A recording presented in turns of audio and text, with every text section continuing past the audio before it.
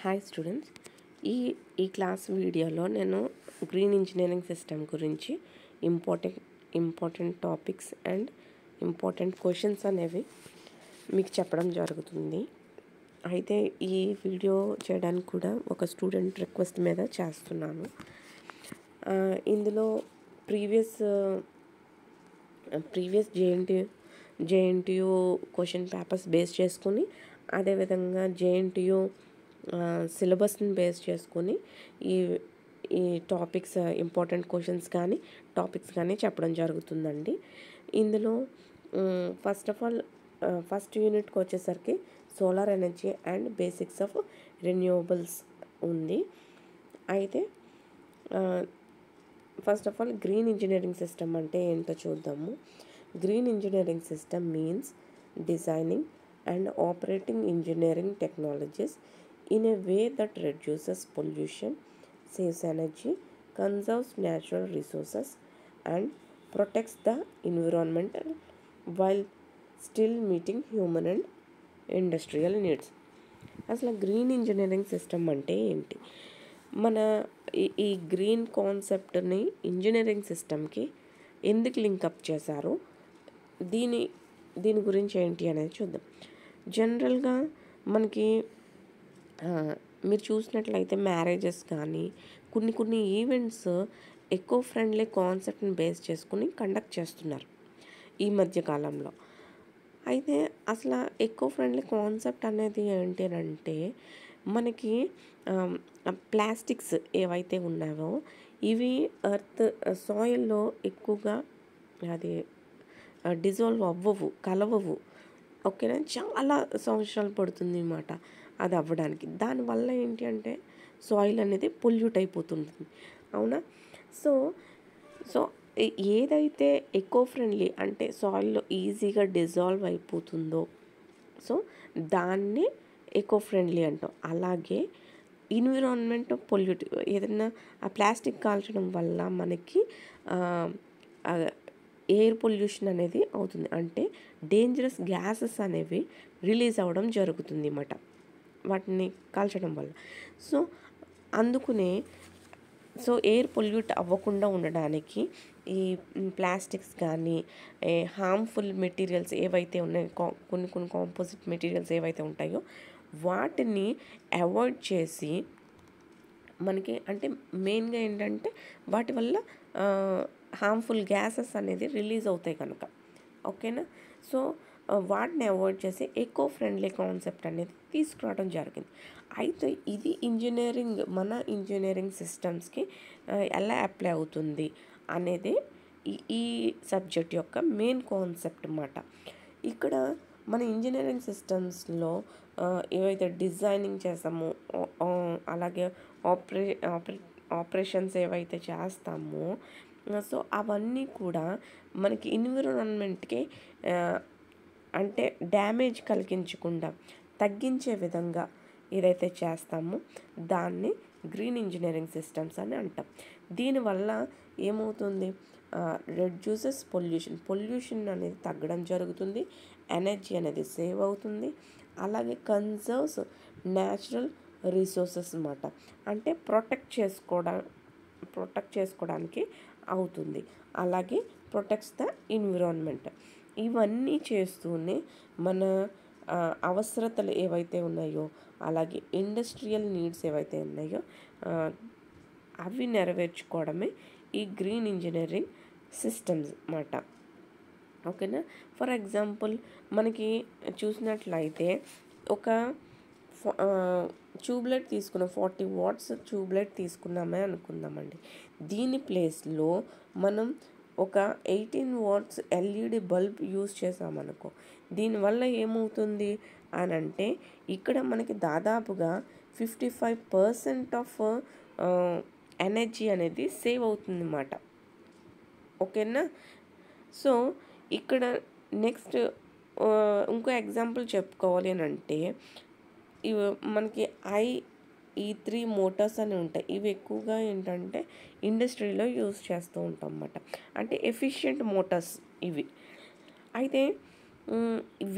వీటిని యూజ్ చేయడం వల్ల మనకి నియర్లీ 10-20% ఆఫ్ ఎలక్ట్రిసిటీ అనేది తగ్గుతుంది మాట. సో, దానివల్ల యూజ్ ఏంటి అని అనుకోవచ్చు. దీనివల్ల యూజ్ ఏంటి అంటే, ఈ పవర్‌ని కన్జ్యూమ్ చేయడానికి మనం ఏంటంటే కోల్ అనేది యూజ్ చేయడం జరుగుతుంది. ఈ కోల్ యూజ్ చేయడం వల్ల మన ఈ కోల్‌ని బర్న్ చేయడం వల్ల మనకేమవుతుంది, సల్ఫర్ డయాక్సైడ్, కార్బన్ డయాక్సైడ్ అనే గ్యాసెస్ అనేది రిలీజ్ అవుతుందన్నమాట.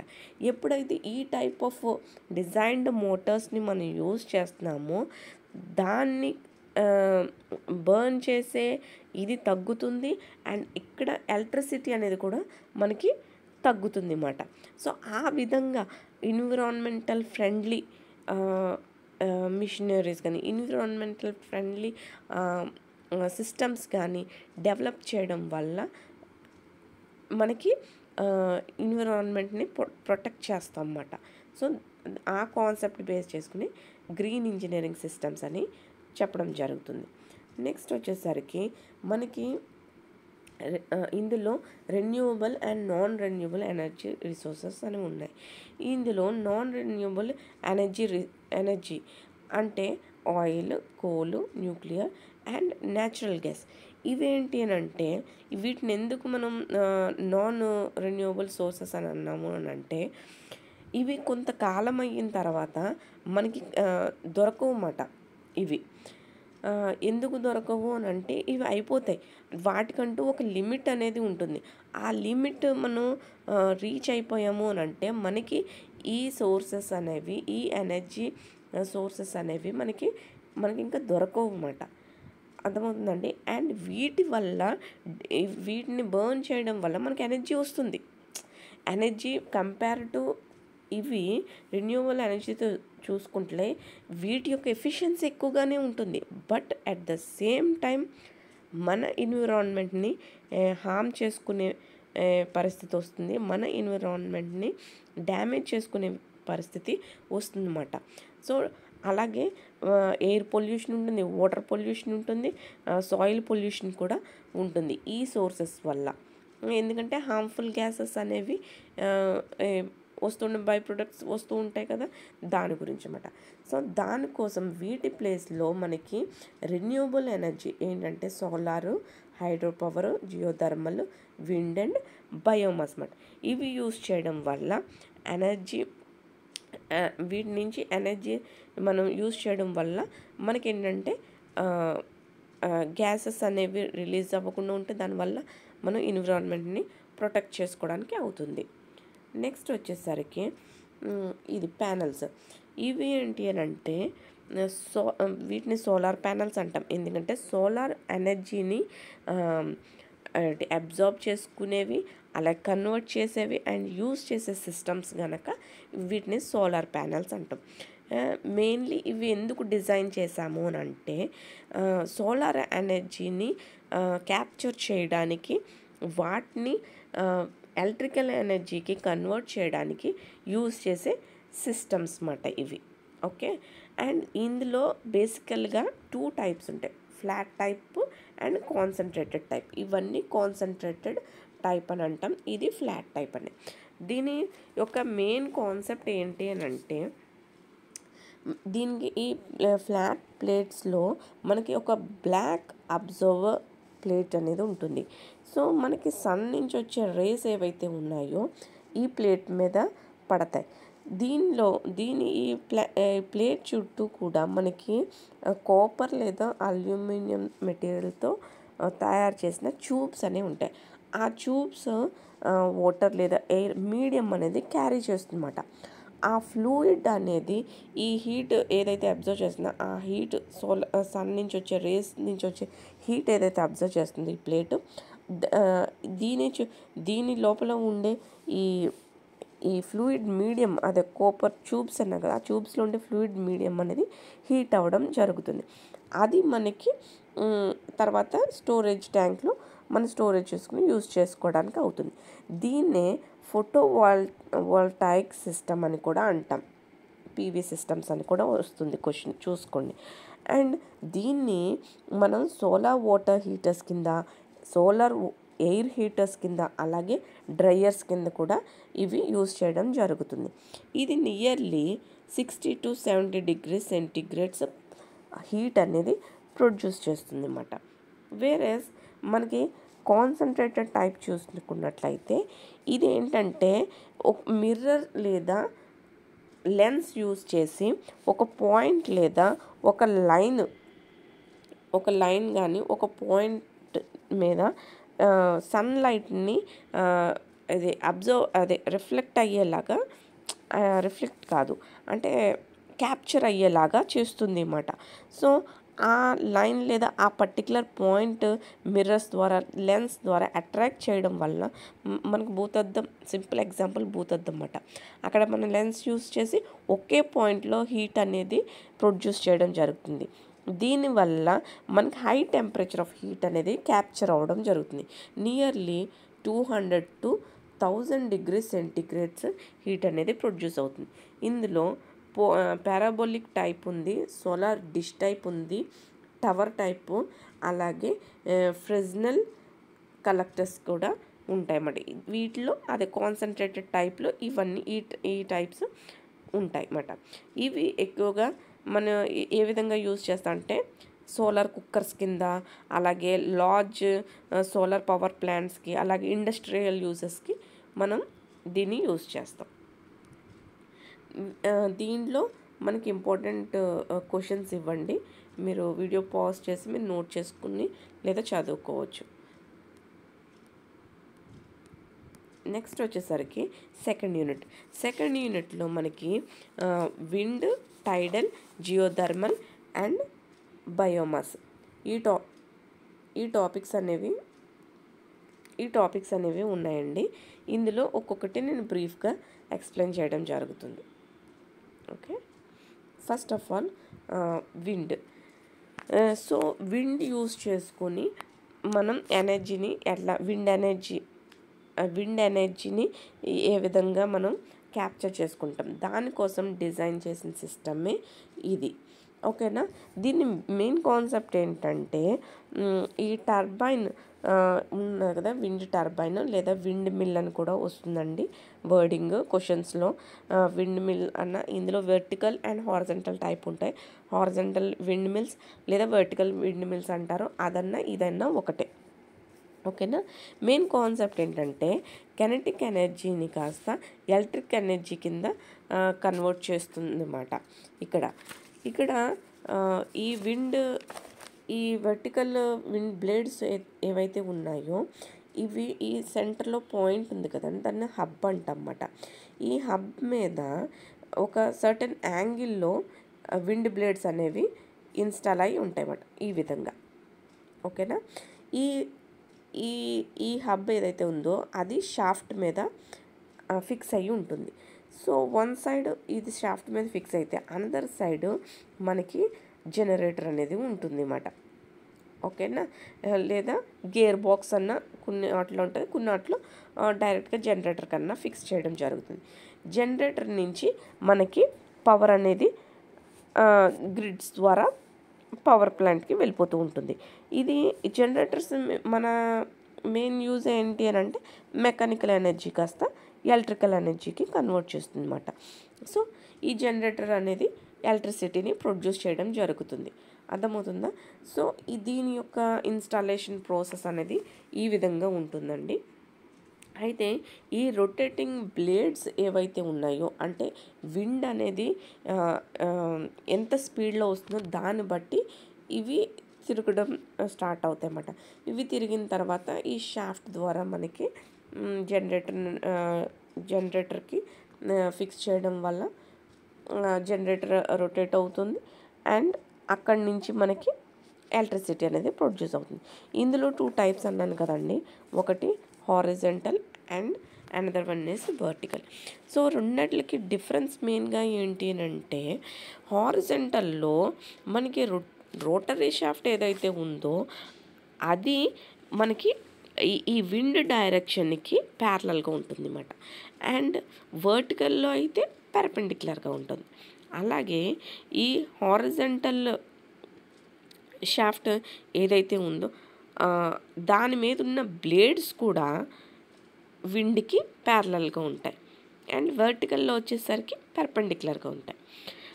వేరాజ్ హారిజంటల్ విండ్ మిల్లో ఏంటంటే దీని యొక్క అంటే ఇన్స్పెక్ట్ చేయడం, ఫీల్డ్ ఇన్స్పెక్ట్ చేస్తాం కదా, దాని యొక్క సిస్టమ్స్ వెరిఫై చేయడం జరుగుతుంది కదా, అది కొంచెం టఫ్గా ఉంటుంది అన్నమాట కంపేర్ టు వర్టికల్ అన్నమాట.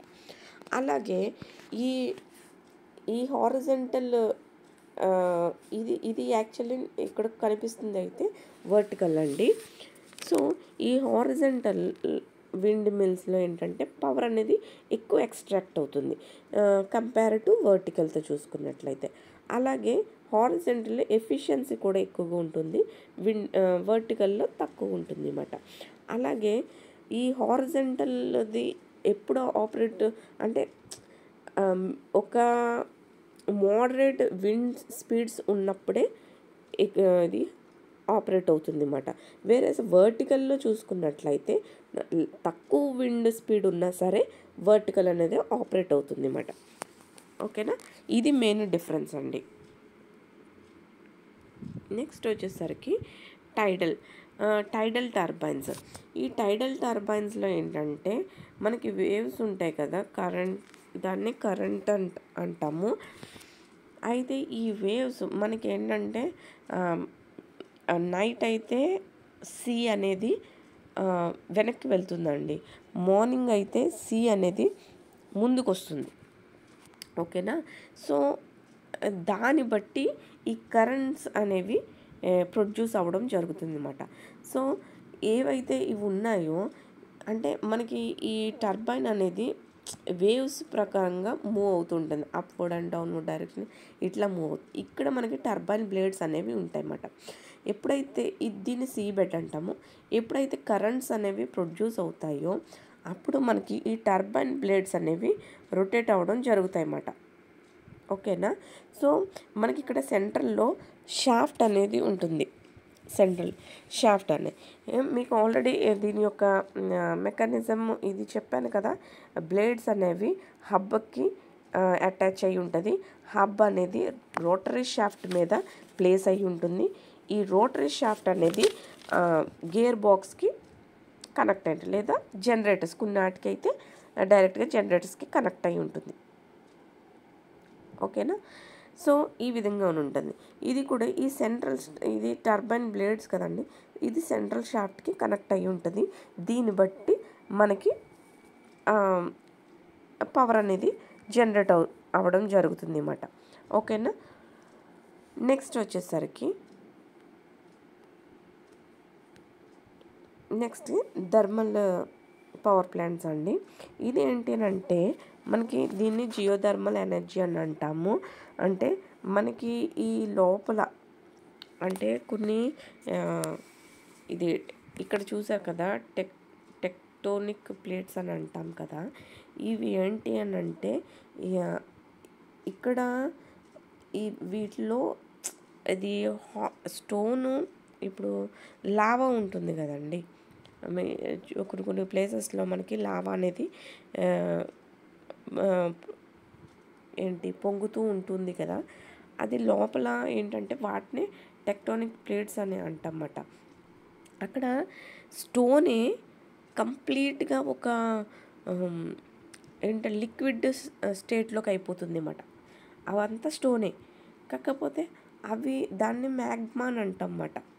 కంప్లీట్గా లిక్విడ్ స్టేట్లో ఉండి ఇంకా లావా అన్నమాట, లావా స్టేజ్లో ఉంటాయన్నమాట. సో మనకి భూగర్భ జలాలు అంటాం కదా, సో దాన్ని ఇక్కడ రిజర్వాయర్స్ కింద మెన్షన్ చేయడం జరుగుతుంది. సో ఈ స్టోన్స్ వల్ల ఈ హీట్ వల్ల మనకి ఏంటంటే స్టీమ్ అనేది ఈ వాటర్ కాస్త స్టీమ్ కింద జనరేట్ అవ్వడం జరుగుతుంది. ఓకేనా, మనం ఎంతవరకు అంటే మన ఎర్త్ సర్ఫేస్ నుంచి దాదాపుగా 1 నుంచి 1 to 3 కిలోమీటర్స్ డీప్కి మనం డ్రిల్ చేస్తే కానీ మనకి ఇది కనిపించదన్నమాట. ఈ స్టీమ్ అనేది కనిపించదన్నమాట. ఓకేనా, అంటే ఇవి అన్ని ఏరియాస్లో ఉంటాయని చెప్పలేం. కొన్ని పర్టికులర్ ఈ ఈ లావా ఈ మౌంటైన్స్ ఎక్కడైతే ఉంటాయో ఆ కంట్రీస్లోనే ఈ జియోథర్మల్ ఎనర్జీ ఈ సోర్స్ ఆఫ్ ఎనర్జీని యూజ్ చేసుకోవడానికి అవుతుంది.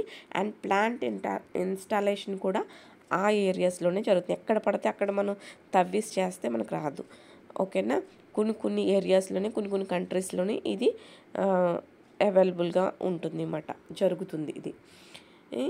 ఇది దాదాపుగా ఏంటంటే మనకి 300 to 400 డిగ్రీ సెంటీగ్రేడ్స్ హీట్ అనేది ప్రొడ్యూస్ చేయడం జరుగుతుంది అన్నమాట.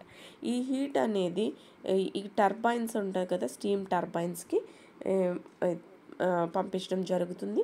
అక్కడ ఆ టర్బైన్ ప్లాంట్స్ రొటేట్ అవ్వడం, ఇది జనరేటర్కి కనెక్ట్ అవ్వడం, ఈ జనరేటర్ నుంచి మనకి కరెంట్ అనేది ఎలక్ట్రిసిటీ ప్రొడ్యూస్ చేయడం, ఆ గ్రిడ్స్ ద్వారా మన పవర్ అనేది సప్లై చేయడం జరుగుతుంది అన్నమాట.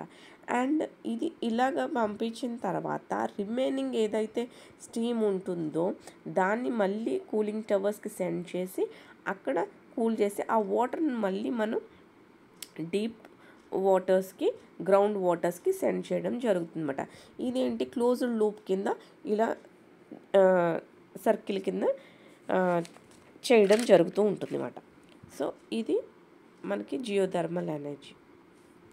నెక్స్ట్ వచ్చేసరికి మనకి ఇది బయోమాస్.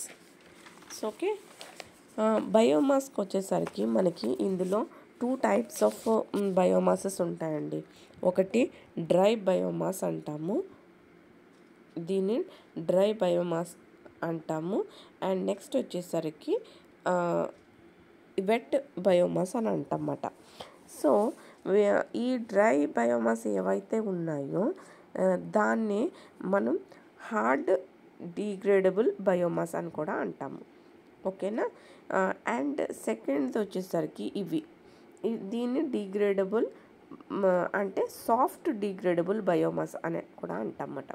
సో హార్డ్ డిగ్రేడబుల్ బయోమాస్లో మనకి ఏమేమి ఉంటాయనంటే ఇది వుడ్కి సంబంధించిన ఉంటాయి కదా, అలాగే ఇది చెరుకు పిప్పు, అలాగే చెక్క పొట్టు, అలాగే ఇది వడ్లు, అదేంటి బియ్యం, ఇది వరి పొట్టు. సో అవి మీరు గూగుల్ చేయండి, మీకు తెలుస్తుంది. ఇది చెరుకు పీచు, ఇవన్నీ కూడా వుడ్ వేస్ట్, అలాగే అవి ఉంటాయి. అవి మీరు చూడండి, మీకు తెలుస్తాయి. దీన్ని హార్డ్ డిగ్రేడబుల్ బయోమాస్ అంటమాట. దీన్ని ఏం చేస్తారు అని అంటే దీన్ని తక్కువ ఆక్సిజన్ కంటెంట్తో దీన్ని బర్న్ చేయడం జరుగుతుంది అన్నమాట. బర్న్ చేసినప్పుడు దాని నుంచి మనకి గ్యాసెస్ అనేది రిలీజ్ అవ్వడం జరుగుతాయి. సో ఇవి ఏంటి, హార్డ్ కనుక దీన్ని గ్యాసిఫైయర్లో పెట్టి దీన్ని మంట పెడతారన్నమాట. అంటే తక్కువ ఆక్సిజన్ యూస్ చేసి మంట పెడతారు. అంటే ఎక్కువ ఆక్సిజన్ యూస్ చేయడం వల్ల మనకంటే బూడిదే మిగులుతుంది, మనకి ప్రయోజనం ఉండదు అన్నమాట. తక్కువ ఆక్సిజన్ వల్ల ఏంటంటే గ్యాసెస్ అనేవి రిలీజ్ అవుతాయి.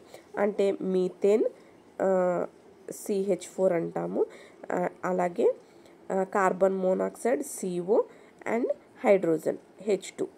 సో ఈ గ్యాసెస్ రిలీజ్ అవుతాయి అన్నమాట. ఓకేనా. అండ్ మనకి second soft degradable organic biomass అన్నాం కదా, అది ఏంటి అంటే వెజిటేబుల్ వేస్ట్, ఫ్రూట్స్ వేస్ట్ ఇట్లా ఉంటాయి కదా, ఏవైతే ఈజీగా కలిసిపోయేవి, అలాగే పాడైపోయేవి, అంటే ఈజీగా ఇదైపోతాయి అన్నమాట. సో కుళ్ళిపోతాయి కదా, సో అట్లాంటివి అన్నమాట. సో అది ఫుడ్ వేస్ట్, యానిమల్ వేస్ట్, ఇవన్నీ కూడా. ఇందులో ఏంటంటే ఇక్కడ బ్యాక్టీరియా అనేది ఆర్గానిక్ మ్యాటర్ ఏదైతే ఉందో దాన్ని బ్రేక్ చేస్తుంది. దీనివల్ల మనకి మీథేన్ గ్యాస్ అంటే CH4, అలాగే కార్బన్ డైఆక్సైడ్ CO2 ప్రొడ్యూస్ అవుతుందన్నమాట.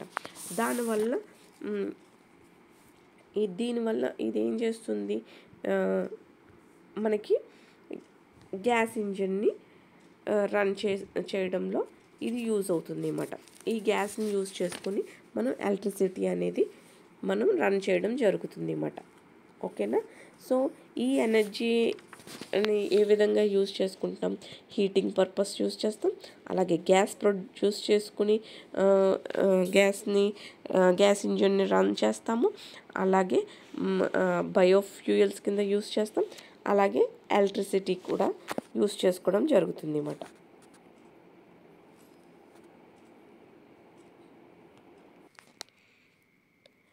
నెక్స్ట్ వచ్చేసరికి ఇవి ఇంపార్టెంట్ క్వశ్చన్స్ అండి.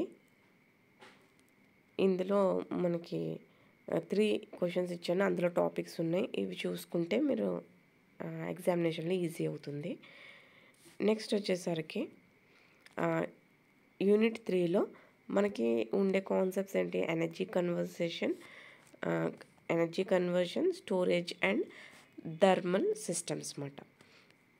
ఇందులో మనకి దీంట్లో ఏ విధంగా థర్మల్ ఎనర్జీ స్టోరేజ్ అనేది క్లాసిఫై చేసాము అనేది దీంట్లో ఉంటుంది. సో ఇందులో సెన్సిబుల్ హీట్ అండ్ లేటెంట్ ఇవి మెయిన్ ముఖ్యమైనవి అన్నమాట. ఓకేనా. ఈ థర్మల్ కెమికల్ అనేది మెయిన్ కాదండి. మెయిన్గా మనల్ని అడిగే క్వశ్చన్ ఏంటంటే సెన్సిబుల్ హీట్ గురించి, లేటెంట్ హీట్ గురించి ఎక్స్ప్లెయిన్ చేయమండం జరుగుతుంది. ఇందులో ముందు సెన్సిబుల్ హీట్ గురించి చూసుకుందాము. అసలు థర్మల్ ఎనర్జీ అనేది ఏంటి అని అంటే ఇది ఒక స్టోరేజ్ సిస్టమ్ అండి. సో హీట్ అనేది ఒక పీరియడ్ ఆఫ్ టైంలో స్టోరేజ్ చేసుకుని తర్వాత యూజ్ చేసుకునేలాగా ఈ సిస్టమ్స్ని డిజైన్ చేయడం జరిగింది ఇంజనీరింగ్లో. అయితే వీటినే థర్మల్ ఎనర్జీ స్టోరేజ్ సిస్టమ్స్ అని అంటామన్నమాట. ఇందులో 2 టైప్స్ కదా, ఒకటి sensible and another latent and advanced వచ్చేసి థర్మోకెమికల్ సిస్టమ్స్ అన్నమాట. ఓకేనా. అడ్వాన్స్డ్ వచ్చేసి థర్మోకెమికల్ సిస్టమ్స్. అయితే ఇందులో మెయిన్గా మనకి సెన్సిటివ్ అండ్ లేటెంట్.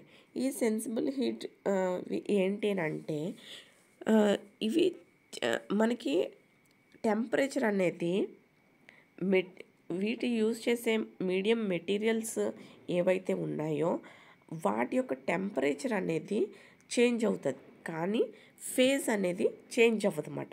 వాటి యొక్క ఫేజ్ అనేది ఏది ఎలా ఉందో అలాగే ఉంటుంది.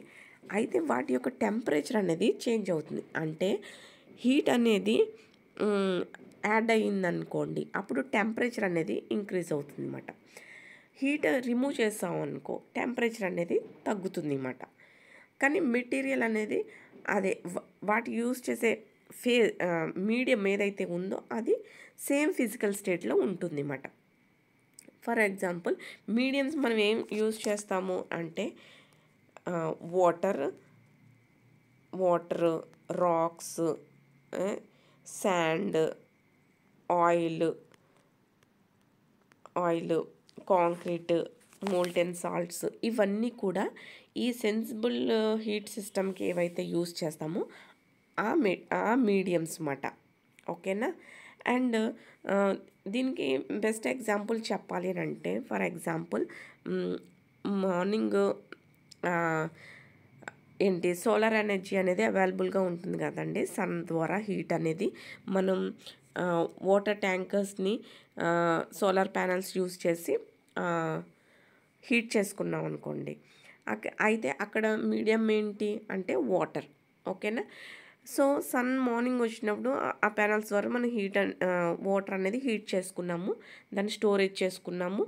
అండ్ ఈవినింగ్ మనం అది ఎప్పుడు యూజ్ చేసుకుంటాము, నైట్ యూజ్ చేసుకున్నాం అనుకోండి, ఆ హీట్ అనేది మీడియం ఆ ఫేజ్ అనేది చేంజ్ అవ్వదు. ఓకేనా. హీట్ అనేది హాట్ వాటర్ అనేది అలాగే ఉంటుంది. ఓకేనా. సో ఆ విధంగా ఈ సిస్టమ్ అనేది వర్క్ అవుతుంది అన్నమాట. నెక్స్ట్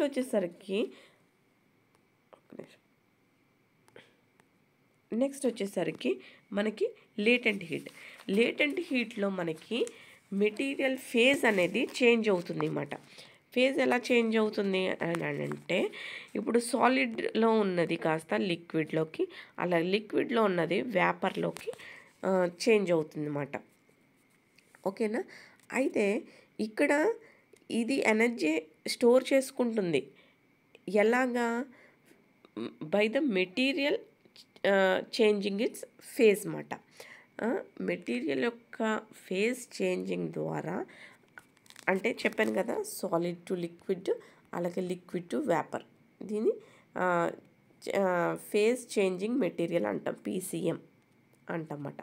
సో వీటిని ఇవి వాటి యొక్క ఫేజ్ అనేది చేంజ్ అవ్వడం వల్ల మనం దీని యొక్క ఎనర్జీ అనేది స్టోర్ చేసుకోవడం జరుగుతుంది. వీటిలో యూజ్ చేసే మెటీరియల్స్ ఏంటి అని అంటే ఇది లేటెంట్ హీట్ కదండి. దీనిలో యూజ్ చేసే మెటీరియల్స్ ఏంటి అంటే పారాఫిన్ వ్యాక్స్, అలాగే salt hydrates, fatty acids, eutectic salts అన్నమాట. ఓకేనా. ఇది మీ సిలబస్లో ఉంటాయి, అవి చూసుకోండి. అయితే ఇందులో మనకి మెయిన్గా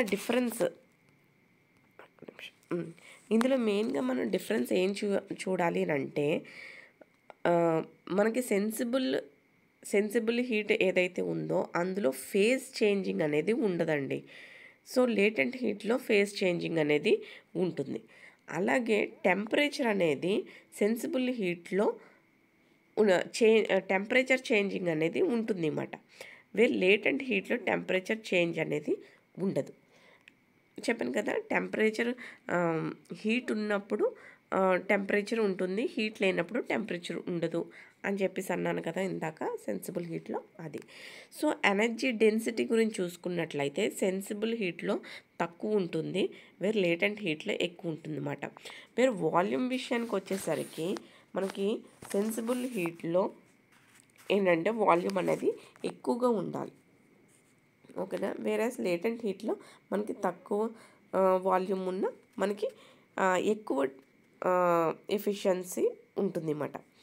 నెక్స్ట్ కాస్ట్ విషయంలోకి వచ్చేసరికి సెన్సిబుల్ హీట్లో తక్కువగా ఉంటుంది, వేరే లేటెంట్ హీట్లో మనకి అంటే మీడియం టు హై రేంజ్లో ఉంటుంది అన్నమాట. నెక్స్ట్ ఆపరేషన్ విషయానికి వస్తే సెన్సిబుల్ వాటి యొక్క సెటప్ కానీ అండ్ ఆపరేషన్ మెథడ్ కానీ ఏదైనా సింపుల్గా ఉంటుంది అన్నమాట. ఏది సెన్సిబుల్ దాంట్లో అన్నమాట. వేరే లేటెంట్ హీట్లో కొంచెం కాంప్లెక్స్గా ఉంటుంది కంపేర్ టు సెన్సిబుల్ అన్నమాట. ఓకేనా. నెక్స్ట్ వచ్చేసరికి వీటి యొక్క ఇంపార్టెంట్ క్వశ్చన్స్ అండి ఇవి చూసుకొని ఈ టాపిక్స్ అనేవి ప్రిపేర్ అవ్వండి.